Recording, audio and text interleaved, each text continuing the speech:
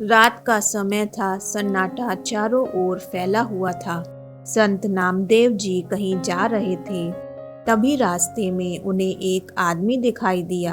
वह व्यक्ति घबराया हुआ था और छुपने की कोशिश कर रहा था। संत नामदेव जी मुस्कुराए और बोले, भाई कौन हो तुम और मुझे देखकर छुप क्यों रहे हो? वो व्यक्ति कांपती आवाज में बोला, महाराज मैं चोर हूँ, चोरी करने जा रहा था। संत नामदेव जी ने कहा, भाई यह काम छोड़ दो। ऐसा कुछ करो जिससे किसी से डरना ना पड़े और किसी के सामने छुपना ना पड़े। चोर बोला, महाराज यही काम मेरे पिता भी करते थे। मैं पढ़ा लिखा नहीं हूँ और न ही मेरे पास कोई पूंजी है।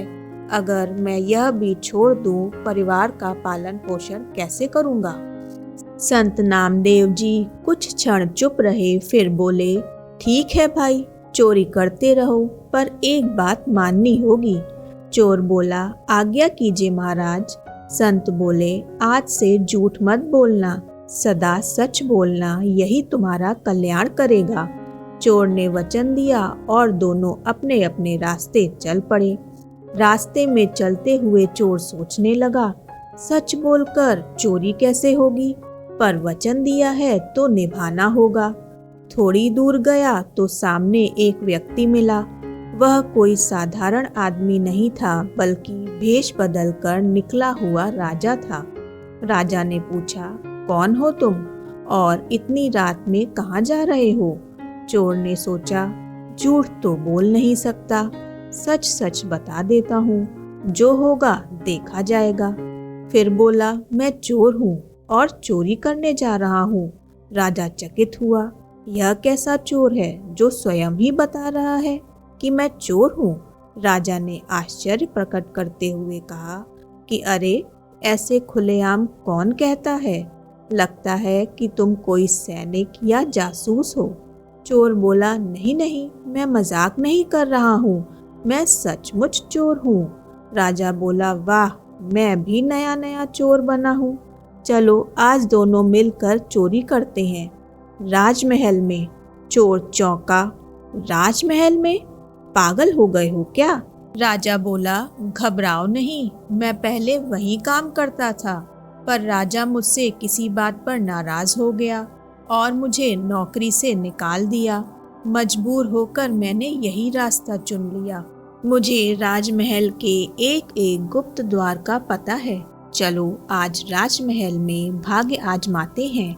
यह कहते ही राजा उस चोर को साथ लेकर महल के पीछे पहुंच गया और गुप्त मार्ग का द्वार खोलते हुए बोला, तुम अंदर जाकर माल ले आओ, मैं पहरा देता हूँ। राजा ने उसे खजाने का रास्ता और वहां तक पहुंचने की सब युक्ति समझा दी। चोर अंदर गया और खजाने के कक्ष तक पहुंचा। वहां अनेकों बड़े बड़े मजबूत बक्से रखे थे, जिन पर भारी ताले लगे थे। उसने एक बक्सा खोलने की कोशिश की, लेकिन असफल रहा। तभी उसकी निगाह एक छोटी संदूकची पर पड़ गई। थोड़े से ही प्रयत्न से संदूकची का ताला खुल गया। उसने ढक्कन उठाकर देखा तो उसमें 3 बहुमूल्य हीरे रखे हुए थे। उसने वे तीनों हीरे उठाए और वहां से चलने लगा, पर तभी मन में विचार आया, 3 हीरे और 2 आदमी बराबर कैसे बांटूं? एक ज्यादा रख लूं? नहीं नहीं, झूठ तो नहीं बोलना है। यह सोचकर उसने एक हीरा वहीं छोड़ दिया और 2 हीरे लेकर बाहर आया। बाहर आकर राजा से बोला, ये 2 हीरे हैं, एक तुम्हारा और एक मेरा। यह कहकर उसने एक हीरा राजा को थमाया और वहां से चल दिया। चोर के जाने के बाद राजा ने सोचा कि हीरे तो उस संदूकची में 3 थे, फिर उसने यह क्यों कहा कि मैं 2 हीरे लाया हूँ? चल कर देखना चाहिए। राजा ने जाकर देखा तो सचमुच एक हीरा वहीं रखा था। राजा बड़ा हैरान हुआ, यह कैसा चोर है जो चोरी भी करता है और सच भी बोलता है?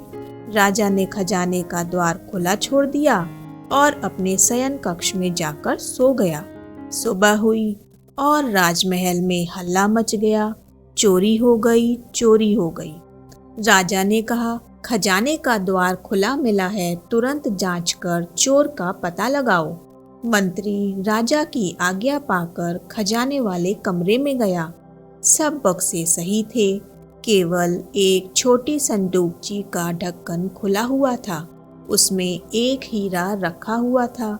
मंत्री को पता था कि इस छोटी संदूकची में 3 बहुमूल्य हीरे थे। सोचने लगा, लगता है कि चोर जल्दी में एक हीरा इसी में छोड़ गया। अब क्यों ना यह एक हीरा मैं रख लूं। चोरी तो हो गई है, चोर की बात पर कौन विश्वास करेगा। यह सोचकर उसने वह हीरा अपनी जेब में डाल दिया और फिर राजा को आकर सूचना दी, सब बक्से ठीक ठाक रखे हैं, केवल वह संदूकची खुली हुई है जिसमें 3 हीरे रखे थे। चोर तीनों हीरे ले गया है। मंत्री की यह बात सुनकर राजा मुस्कुरा दिया। तत्पश्चात राजा ने मंत्री को चोर पकड़ने का आदेश दिया। तलाश शुरू हुई और शीघ्र ही चोर को पकड़कर राज दरबार में पेश किया गया। राजा ने चोर से पूछा, क्या रात को तुम्ही ने राजमहल में घुसकर चोरी की है? चोर बोला, जी हाँ महाराज, मैंने ही की है और 2 हीरे चुराए थे, पर मैं अकेला नहीं था, एक और चोर मेरे साथ था। मंत्री चिल्लाया, कौन था वो? नाम बताओ वरना सजा मिलेगी। चोर ने उत्तर दिया, मैं उसका नाम नहीं जानता, बस पहली बार मिला था और उसी ने गुप्त द्वार से खजाने तक पहुंचने का मुझे रास्ता भी बताया था। मंत्री हंस पड़ा, वाह वाह, क्या बढ़िया कहानी गढ़ी है। अब सच सच उसका नाम बता दो, वरना तुम्हें कड़ी से कड़ी सजा दी जाएगी। चोर ने कहा, मैं झूठ नहीं बोलूंगा, मुझे उसका नाम सच में नहीं पता। इतना कहकर उसने रात की सारी घटना सच सच बता दी। फिर चोर ने वह हीरा निकाला और दोनों हाथों से झुककर राजा के चरणों में रख दिया। राज दरबार में कुछ पल के लिए सन्नाटा छा गया। मंत्री का चेहरा तमतमाया हुआ था। वह क्रोध में चिल्लाया, यह झूठा है, कहता है 2 हीरे चुराए थे, पर असल में तो 3 हीरे चोरी हुए हैं। चोर कुछ कह पाता उससे पहले ही राजा बोल पड़ा, मंत्री जी, यह चोर सत्य कह रहा है। चोरी केवल 2 हीरों की ही हुई थी। इसका प्रमाण मेरे पास है, क्योंकि उसका साथी मैं स्वयं था।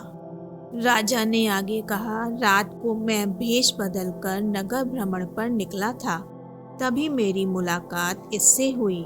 इसने जो मुझे हीरा दिया था वह यह रहा। यह कहकर राजा ने अपनी जेब से वह हीरा निकालकर सबके सामने रख दिया। पूरा दरबार स्तब्ध रह गया। कुछ पल मौन रहने के बाद राजा ने गंभीर स्वर में कहा, जब यह चोर मुझे हीरा देकर चला गया तो सच जानने के लिए मैंने खजाने की जांच की। वहाँ खजाने में तीसरा हीरा संदूक में ही था, और अब वो तीसरा हीरा मंत्री जी आपकी जेब में है। राजा के आदेश पर उसकी जेब की तलाशी ली गई और तीसरा हीरा मिल गया। राजा ने तत्काल आदेश दिया, मंत्री को चोरी के अपराध में कारागार में डाल दिया जाए। इसके बाद राजा ने उस चोर की ओर देखा और मुस्कुराकर पूछा, तुम चोर भी हो और सच भी बोलते हो, इसका क्या रहस्य है? चोर ने संत नामदेव जी से हुई भेंट और अपना वचन सब सुना दिया। राजा बोला, ऐसे सच्चे व्यक्ति को मैं मंत्री बनाना चाहता हूँ। चोर ने कहा, राजा साहब, यह आपकी मेहरबानी है, परंतु अगर आपके सामने आज मैं सम्मान पा रहा हूँ तो यह सब संत नामदेव जी की वचन का प्रभाव है। अब मैं उनकी शरण में ही रहकर अपना जीवन सुधारूंगा और सच के मार्ग पर चलकर वह चोर आगे चलकर महान संत बना। गुरु के वचन जीवन का सच्चा धन होते हैं। संत नामदेव जी के एक वचन ने एक चोर को संत बना दिया। गुरु वचन को मानने वाला कभी गिरता नहीं, बल्कि उसी सत्य की रोशनी में अमर हो जाता है।